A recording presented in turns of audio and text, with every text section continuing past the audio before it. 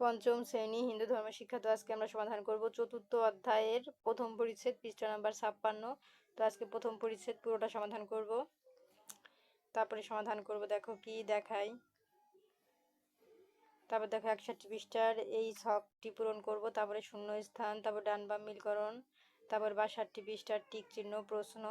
আর পরবর্তীতে দ্বিতীয় পরিচ্ছেদের ভিডিও দেখার জন্য অবশ্যই সাবস্ক্রাইব মাই চ্যানেল। তো চলো আমরা প্রথম থেকে শুরু করি।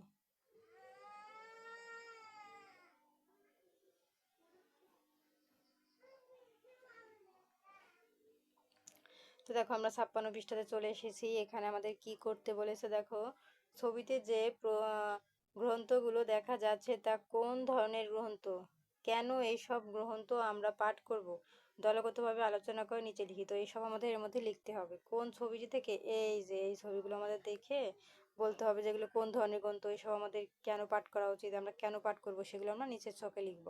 তো চলো আমরা উত্তরটি দেখে নেই। তো দেখো আমাদের এখানে কি লেখা আছে, এই যে প্রশ্নটা, হ্যাঁ, উত্তর, ছবিতে যে গ্রন্থগুলো দেখা যাচ্ছে তা হলো ধর্মগ্রন্থ। কেন আমরা এসব ধর্মগ্রন্থ পাঠ করব সে সম্পর্কে দলগতভাবে আলোচনা করে নিচে লেখা হলো। এই ধর্মগ্রন্থগুলো হলো ধর্ম, ত্যাগ, সত্যবাদিতা, ধৈর্য এবং কর্তব্যের মতো মৌলিক মানবিক মূল্যবোধের শিক্ষা দেয়। রামায়ণ ও মহাভারতের মতো বা মহাকাব্যগুলো জীবনের বিভিন্ন পরিস্থিতিতে সঠিক ভুল নির্ধারণে সাহায্য করে। এগুলো ভারতীয় সংস্কৃতি এবং ঐতিহ্যের মূল উৎস। এই গ্রন্থগুলো পাঠ করলে আমাদের নিজস্ব ঐতিহ্য সম্পর্কে গভীর ধারণা জন্মায়। বেদ ও উপনিষদের মতো গ্রন্থগুলোতে সৃষ্টির রহস্য, আত্মা ও পরমাত্মা সম্পর্কে ইত্যাদি নিয়ে গভীর আলোচনা রয়েছে, যা জীবন সম্পর্কে আমাদের জ্ঞানকে প্রসারিত করে। এই গ্রন্থগুলো প্রাচীন সাহিত্যের শ্রেষ্ঠ নিদর্শন। এদের কাব্যিক শৈলী, ভাষা এবং বর্ণনার গভীরতা আমাদের সাহিত্যবোধকে সমৃদ্ধ করে। তো দেখো আমাদের এই পৃষ্ঠা কমপ্লিট। এখন চলে যাব পরবর্তী পৃষ্ঠার সমাধানে।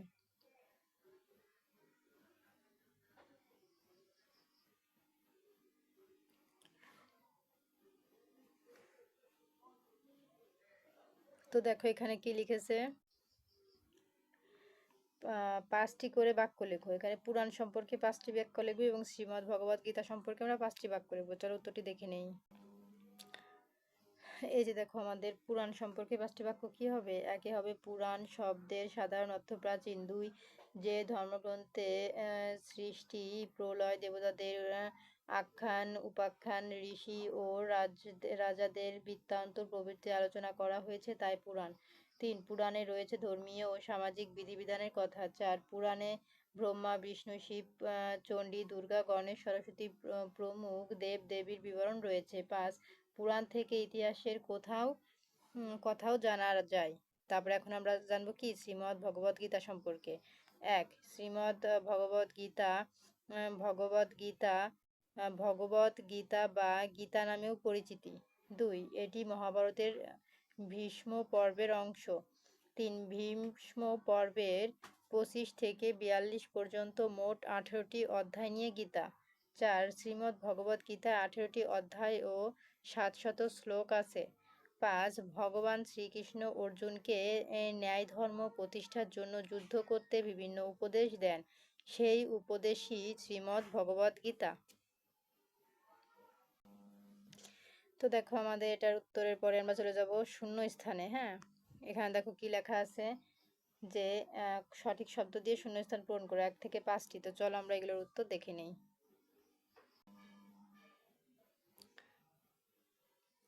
তো এই যে দেখো 1 নম্বরে আছে ধর্ম শব্দটি এসেছে সংস্কৃত ধৃ ধাতু থেকে, যার অর্থ ধারণ করা।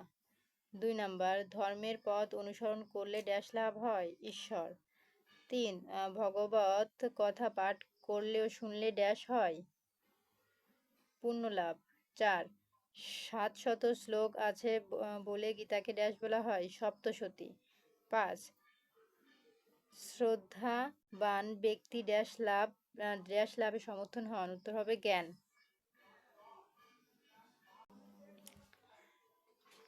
তো তারপরে দেখো আমাদের এগুলো কমপ্লিট। এখন আমরা চলে যাব ডান বাম মিলকরণে, ঠিক আছে। তো চলো আমরা ডান বামটা মিল করে দেখাই। এখানে আছে ধর্মগ্রন্থ হলো, তো ধর্মগ্রন্থ হলো কি হবে, এই যে ধর্ম বিষয়ক গ্রন্থ, এই যে 1 নাম্বার। 2 বেদ আমাদের প্রধান ধর্মগ্রন্থ, এই যে 2 নাম্বার হবে। 3 পুরাণ শব্দের অর্থ হলো প্রাচীন, এটা হবে 3 নাম্বার। 4 শ্রীমদ্ ভগবত একটি মহাপুরাণ, এটা হবে 4 নাম্বার। 5 নাম্বার শ্রীমদ্ ভগবত গীতা মহাভারতের অংশ, এই যে এটা হবে 5 নাম্বার, ঠিক আছে। তো এই ছিল আমাদের ডান বামের সমাধান। এখন চলে যাব টিক চিহ্নের সমাধানে। এখানে 1 নাম্বার আছে হিন্দু ধর্মের প্রধান ধর্মগ্রন্থ কোনটি, উত্তর হবে বেদ। 2 নাম্বার ভাগবত পুরাণে কোন রাজবংশের বিবরণ নেই, খ নাম্বার মৌর্য বংশ। 3 শ্রীমদ্ ভগবত পুরাণের অনুসারীদের কি বলা হয়, উত্তর হবে ক বৈষ্ণববাদী। তারপর দেখো 4 নাম্বারে আমাদের কি লেখা আছে, শ্রীমদ্ ভগবত গীতায় কয়টি অধ্যায় আছে, উত্তর হবে 18টি। তো আমাদের এগুলোর উত্তর কিন্তু কমপ্লিট। এখন চলে যাব আমরা, সংক্ষিপ্ত প্রশ্ন আছে 5টি। 1 নাম্বারে আছে 5টি ধর্মগ্রন্থের নাম লিখো। তো চলো আমরা এগুলোর উত্তর দেখে নেই। এই যে দেখো আমাদের 1 নাম্বার প্রশ্ন, উত্তর হবে 5টি ধর্মগ্রন্থের নাম হলো বেদ, শ্রী শ্রী চণ্ডী, রামায়ণ, মহাভারত ও শ্রীমদ্ ভগবত গীতা। এই যে 1 নাম্বার, 2 নাম্বার, 3 নাম্বার, 4 নাম্বার, এই যে 5 নাম্বার, ঠিক আছে। তারপরে দেখো 2 নাম্বারে বলেছে পুরাণ কি, 2টি পুরাণের নাম লেখো। উত্তর যে ধর্মগ্রন্থে সৃষ্টি, প্রলয়, দেবতাদের আখ্যান, উপাখ্যান, ঋষি ও রাজাদের বৃত্তান্ত প্রভৃতি আলোচনা করা হয়েছে তাই পুরাণ। 2টি পুরাণ হলো, 1 ব্রহ্ম বৈবর্ত পুরাণ ও 2 মার্কণ্ডেয় পুরাণ। তারপরে 3 নাম্বার আছে কয়েকজন পৌরাণিক দেবদেবীর নাম লেখো। উত্তর কয়েকজন পৌরাণিক দেবদেবী হলেন ব্রহ্মা, বিষ্ণু, শিব, দুর্গা, সরস্বতী, গণেশ প্রমুখ। 4 ভাগবত কথা কে কাকে শুনিয়েছিলেন, উত্তর ব্যাসদেবের পুত্র সুখদেব ভাগবত কথা রাজা পরীক্ষিতকে শুনিয়েছিলেন। 5 নাম্বার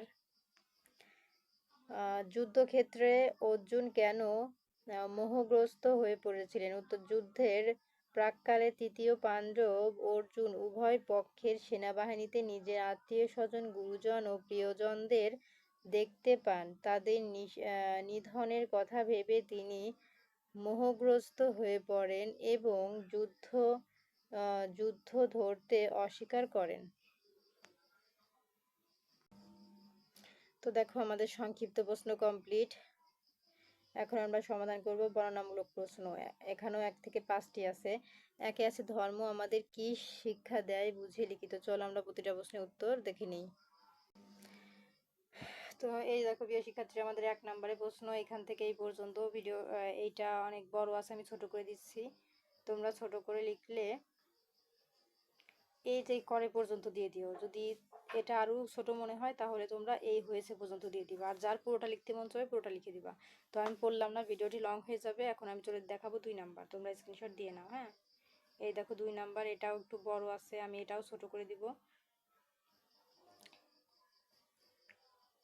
এইটা তোমরা ছোট করে লিখলে এই পর্যন্ত লিখে দিবা, এই করে পর্যন্ত। আর যদি এর থেকেও বড় করে লিখতে চাও তাহলে দরকার পর্যন্ত লিখে দিবা, আর যদি কেউ পুরোটা লিখতে চাও লিখে দিবা।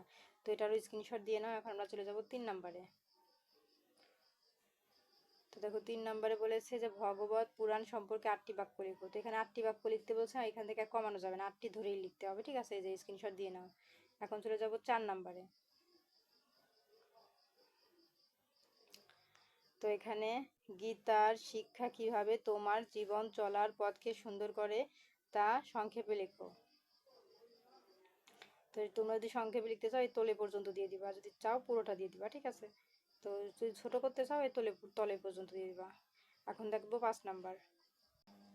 তো 5 নম্বরে দেখো এখানে বলেছে তোমার পাঠ্যপুস্তকে উল্লেখিত শ্রীমদ্ ভগবদ গীতার শ্লোক দুটি অর্থসহ লেখো। এখানে শ্লোক দুটি অর্থসহ লিখতে বলেছে, ঠিক আছে, এটা কমানো যাবে না, উত্তর যা আছে তাই। হ্যাঁ, এই যে প্রথম শ্লোক হবে এইটা, আর এর অর্থ হবে কি এই পর্যন্ত, ঠিক আছে। আর দ্বিতীয় শ্লোক হবে হচ্ছে এইটা, এই পর্যন্ত লিখতে হবে, আর এই সরলার্থ সহ লিখলে এই পর্যন্ত হবে, ঠিক আছে। তো এই ছিল আমাদের সমাধান, তোমরা এটারও স্ক্রিনশট দিয়ে নাও। তো দেখো আমাদের 5টি উত্তর কিন্তু আমি তোমাদের দেখিয়ে দিয়েছি। তো আজকের মতো এই পর্যন্তই। পরবর্তীতে দ্বিতীয় পরিচ্ছেদের ভিডিও দেখার জন্য অবশ্যই সাবস্ক্রাইব মাই চ্যানেল।